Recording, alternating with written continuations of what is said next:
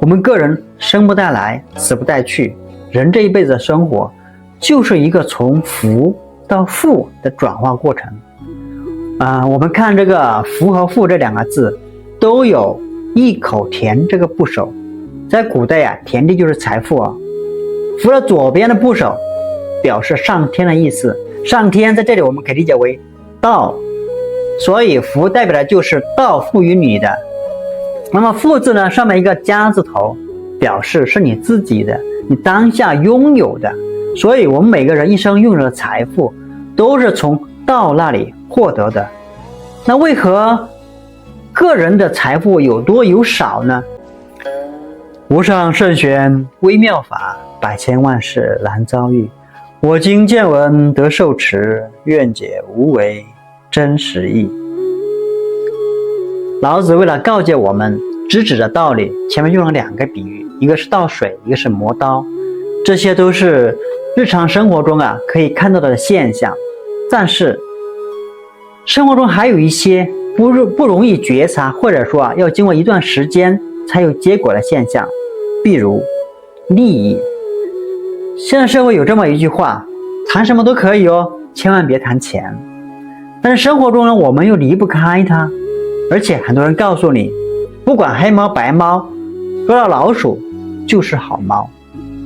鸟为食亡的上一句是什么？我想大家都应该知道吧。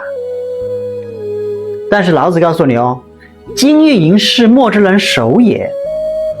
他和普通人的观点恰恰相反，因为世间的规律是反者道之动就我们常说的逆向思维。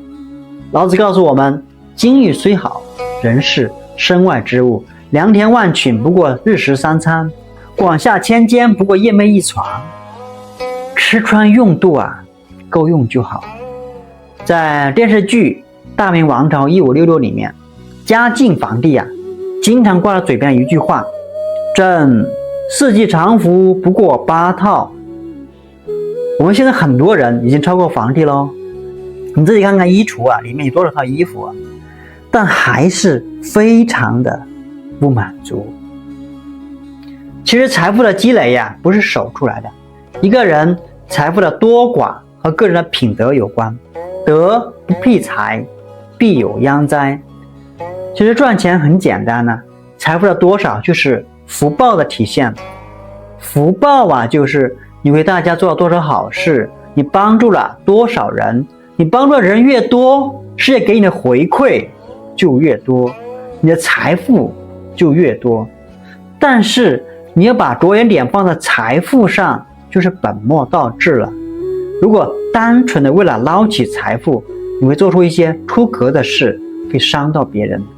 就算是得到财富了，也是过路财神从你的手上过一过而已，因为你扛不住我们有句俗话说得好，男人是抓钱的耙耙，女人是装钱的匣匣，不怕耙耙没有齿，匣匣漏了底。你装钱的匣匣是漏的，你的德行就是匣匣的底你没有德行，装钱的匣匣就没有底这个世界上如果把这两者的关系看清楚了，这个人就是个聪明人。就像著名的双马之争，马斯克和马云。马斯克做事情是为什么？为了人类的进步和发展所以他成为了世界首富马云看到的是眼前利益，所以他消失在众人眼中现在看我们这个世界，有多少人因为钱财在苦恼，非常的烦恼，每天算来算去，这都是自己掉入到我执的里面去了，跳不出来。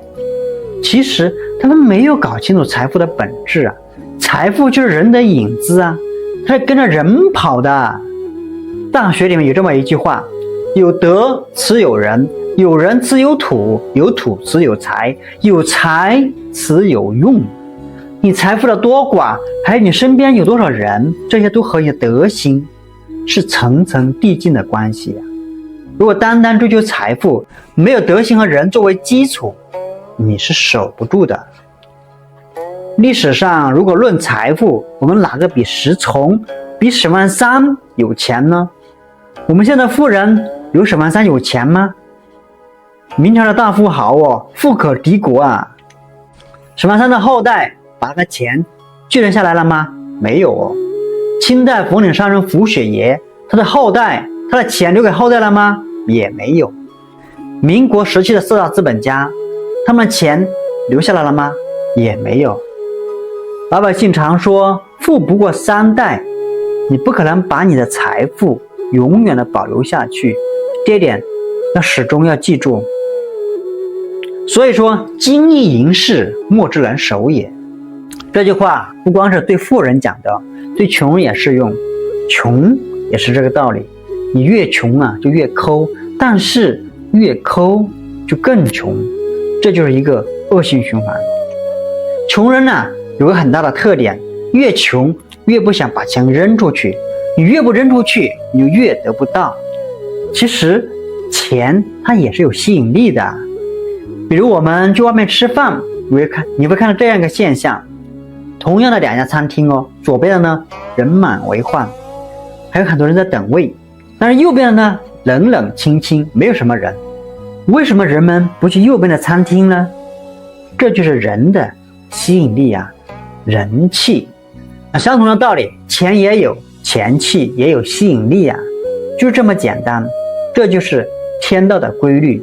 所以老子告诉我们，这个世界上做事是为主的，是核心的，做一件好事，对大家有益的事情，它的副产品会有很多，带来的结果是财富、地位，还有大家对你的敬仰等等。我们如果能够认识到这一点呢，把目光从财富上拿下一些来，关注到一些其他的地方，比如给大家带来一些温暖啊等等这些，相信啊财富会复隐随行的。所以我们也明确了一点啊，世界上的所有的物质和财富都是共有的，我们个人生不带来，死不带去，人这一辈子的生活就是一个从福到富的转化过程。我们看这个福和富这两个字都有一口田这个部首，在古代啊，田地就是财富啊。福的左边的部首表示上天的意思，上天在这里我们可以理解为道，所以福代表的就是道赋予你的。那么富字呢，上面一个加字头，表示是你自己的，你当下拥有的。所以我们每个人一生拥有的财富都是从道那里获得的。那为何个人的财富有多有少呢？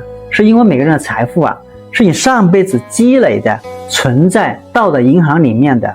我们这辈子的工作就是从道的银行里面往你的家里搬财富的过程。所以你的存款越多，你的财富就越多。这就是为什么有的人出身寒门，有的人出生在富贵人家，有的人工作一天赚100，有的人却可以赚1万，因为别人上辈子的存款多啊，是吧？那么既然人的财富有定数，那我们是不是不用工作躺平就行呢？那也不行，因为到了银行是实名制的，你不去银行啊是取不到钱的。如果你有余力的话呀，也可以帮助别人去搬钱，也可以赚一些服务费，这就是努力带来的结果。所以我们也要努力。所以你想积累更多的财富，你就需要努力的去做利益他人的事情。所以财富不是守出来的，是你的功德积累出来的。谢谢您，咱们下期见。